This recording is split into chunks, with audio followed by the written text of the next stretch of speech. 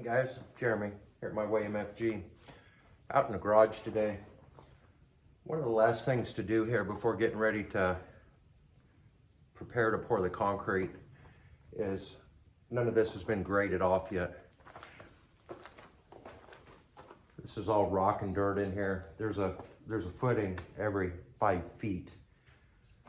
So I've been taking a pickaxe, breaking it up, dragging a screed board down in between the footings, and then moving the rock out of the way.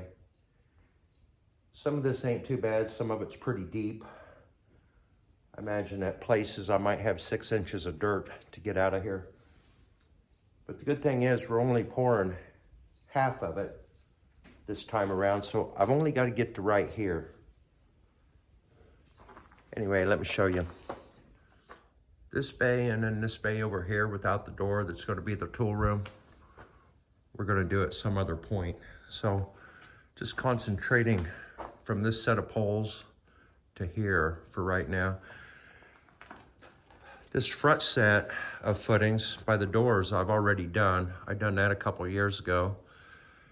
I started on this one this morning, and I've just got to get to there with it.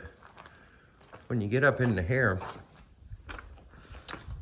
we'll start on this next row next. I took a pickaxe and I dug down and found that footing. There's probably about 6 inches of dirt that's going to have to come out between there and there. It might even be worse from here to here. Everything in front of these poles used to be the yard, and it all looks pretty good. The top of that foam board down there around the perimeter is the top of the concrete. It's going to be 4.5 inches, so that's not looking too bad. What's going to happen, I get this all like that, and then I'm just going to come in here with buckets of sand, pour sand all over the top of it, and then screed it off again to fill in any of my low spots. And then we should be pretty good shape. Over in here, it's not as bad as over there. Really, this first bay, from here to the wall, you can tell it's deeper. It gets easier here, and then that over there we're not worrying about right yet. So anyway, I've probably been out here for 2 hours this morning. Each one of these bays is 12 foot 6 inches. Looks like I've got about 16 foot with it. So it is doable. A lot of work though. I'm taking the pickaxe, I'm bringing it up into a pile, and then I'm taking a shovel and I'm moving it into in between these footings right here underneath the deck, because now that this is all opened up, I've been walking through here a lot. I probably had about a 10-inch drop off there. And even though you know about it and you're aware of it, you know it's there, a lot of times, especially at night, your foot drops in there pretty hard, you kind of forget about it, you know. So already I've got this a lot easier to walk across right here. So yeah, that's good. But whatever I'm taking out, I'm just going to keep filling this, and that'll help me out as well. Anyway, this is a lot of work. You guys don't want to see that. So let's do something a little more fun. Let's jump into the 59 Apache and take you guys for a ride. We went to a fair the other night, saw a little bit of a tractor parade, and it was the birthplace of Wyatt Earp. And I got a nice views of a drive through the country around that area where Wyatt Earp would have been running as a little kid, you know. So check that out, and at the end of the video, I'll just kind of show you where I got to here. We're going to be jumping in this and going on our trip today. I've got some other videos on the channel that explains what this is, but this is a 1959 Chevy Apache, and it is sitting on a 1979 J10 Jeep chassis. I bought this truck many, many years ago. I'd done this project 20 plus years ago. And when I got ready to do it, there was a guy I knew that had a frame sitting there. He'd just done some work on his Jeep and had some donor trucks, and I went down there. I thought it'd be cool to make this a 4-wheel drive. It was a 3/4 ton, 2-wheel drive. 35 straight six in it with a 4-speed is what it was. And the box was missing. It had a flatbed on it that I built out of wood. I drove it like that a couple of years. Anyway, when he had that frame sitting there for that J10, I went down there with a tape measure and I measured it and it almost fit, you know? So I gave him like 50 bucks for it or something and started building this thing. Since then, everything's been redone. It's got all new gears in the axles, the motor training's new, the brakes are new, all the accessories are new. Well, not new now. 20 years ago, it was all new. But anyway, that's what it is. And if you want to know more about it, watch the other videos on it. That one explains everything. So anyway, we're going to jump in this and go for a ride.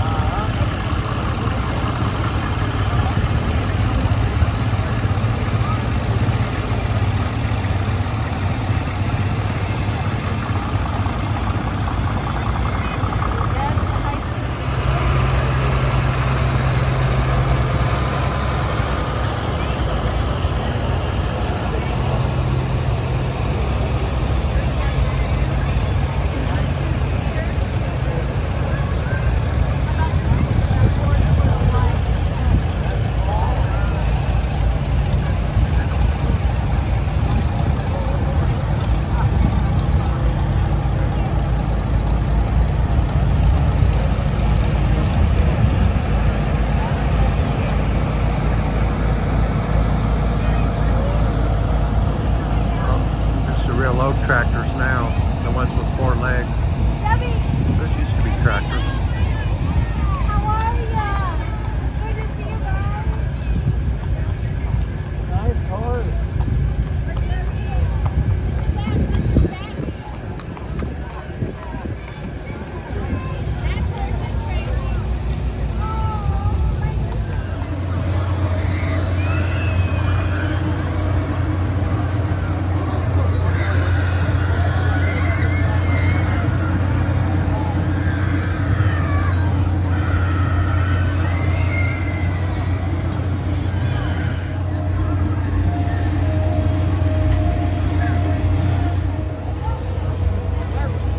Eating again. How's your hot dog? Obviously good. We're in the 59 Chevy. That thing rides pretty rough. We're about ready to get in it with lemonade. That should be interesting. Nachos. And nachos. So I imagine there's going to be nachos and lemonade on the seat.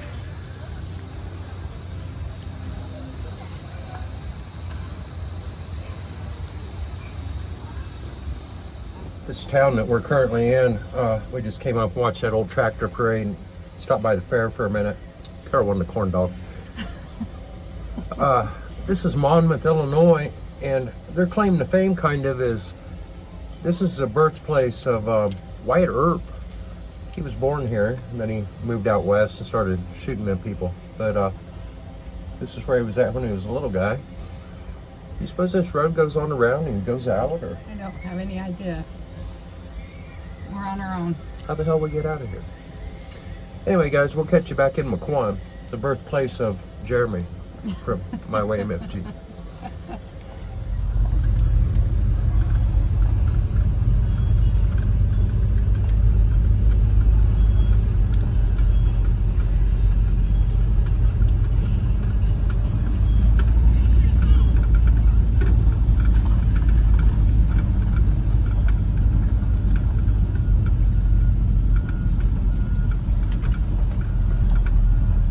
think? Yeah, it's got to be this way.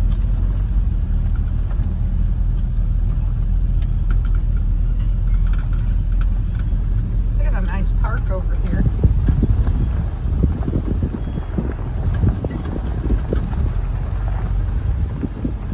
There's a sign for Wyatt Earp's birthplace. Some big speed bump things. Oh God. Yeah.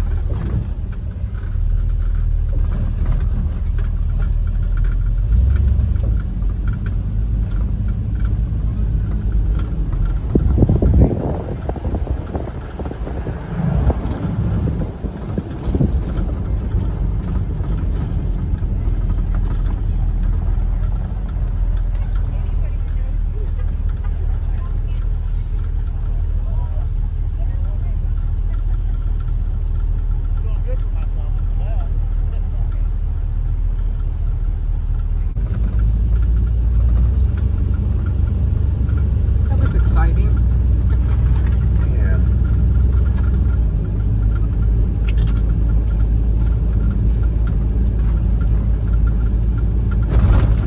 Eating nachos.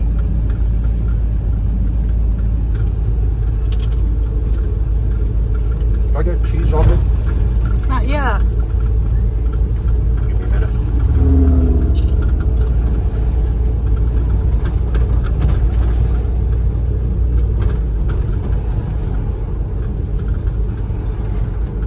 I wonder what day the demo derby is. Be over on this side.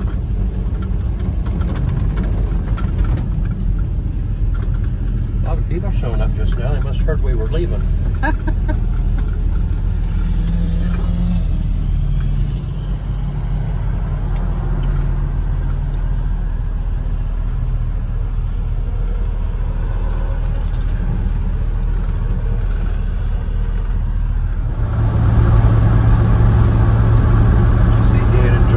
Did you see Dan and George ride up on his Triumph? Yep, I did. I waved at George. Yeah.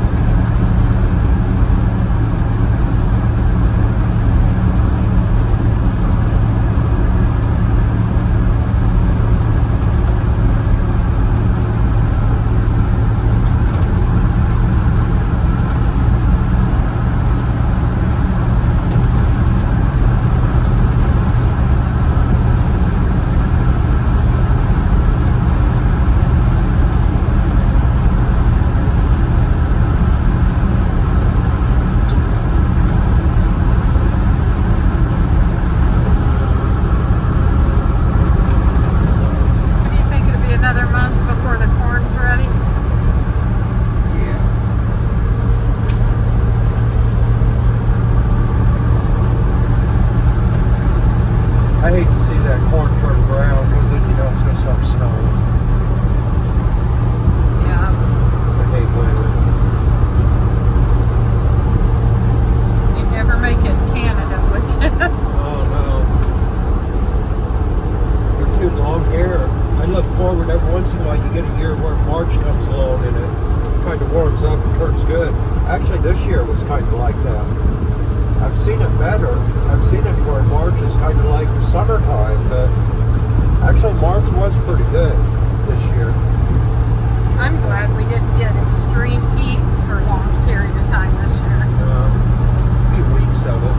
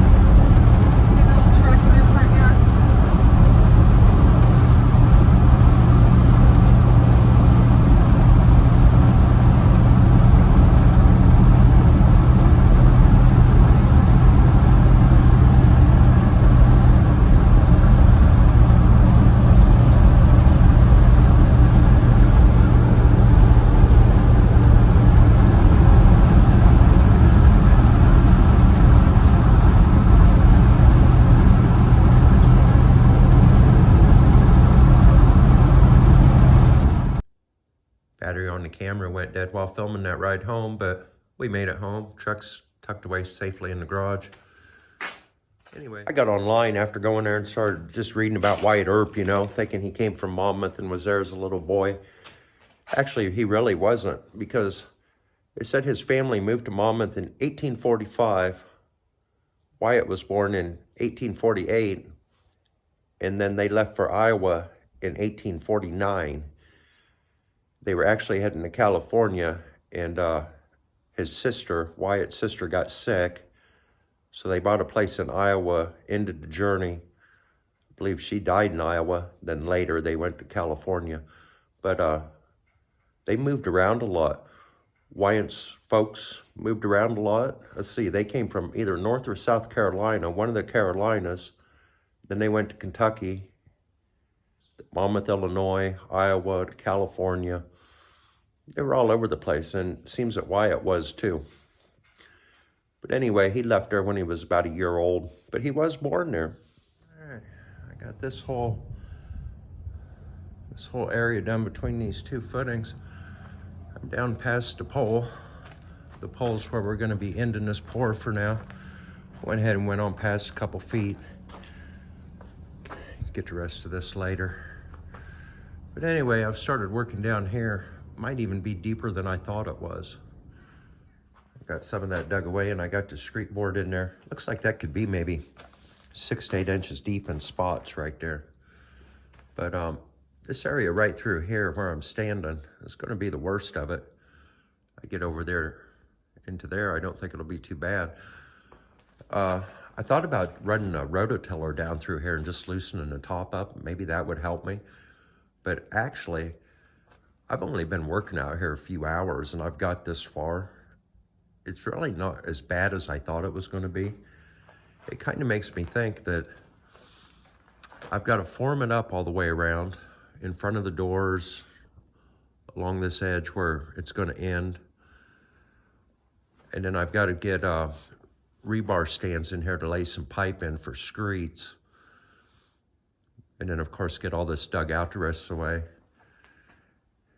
And then put down the bubble wrap, vapor barrier stuff, the wire, the tubing. It's starting to look like maybe I would have 40, 50 hours in this maybe, and it'd probably be ready. I don't know. Going quicker than I thought, I guess so. You know, with all the other stuff I'm doing, I can just do a little bit here and a little bit there, and when it gets done, you know. The concrete, logistically, is harder to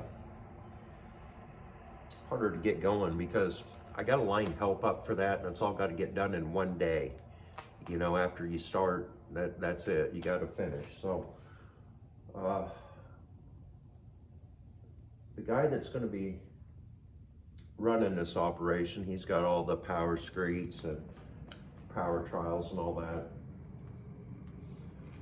I got to line up around his schedule, and he said when it comes time to do it, he could bring one other guy, and then I got to come up with the rest of the help. I need a few guys here. I want to get my son Colton here, and he said that if he knew when it was coming, he could get a day off work and be here. So there you've got me and Colton, Matt, and whoever he brings. There's 4 guys.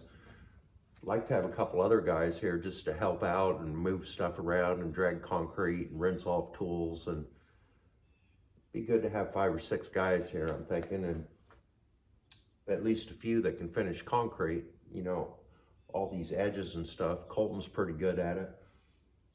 I can do it if there's nobody better around.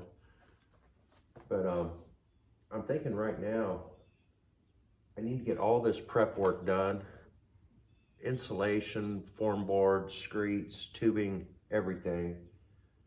So that when Matt has a chance to do it, I can just say, I'm ready. I'm ready whenever you are. Because I can't really line anything up right now because I'm like 2 weeks away from having it ready on my end, you know. So I'm not going to be doing this all at once, but I am going to be coming out here from time to time and just getting this prep work all done and getting it ready so that when the time comes, we can all get together and figure it out, you know. But anyway, guys, I think that's going to do it for this video. And we'll catch you on the next one. Please like, comment, share, subscribe, all them things. Later, Jeremy.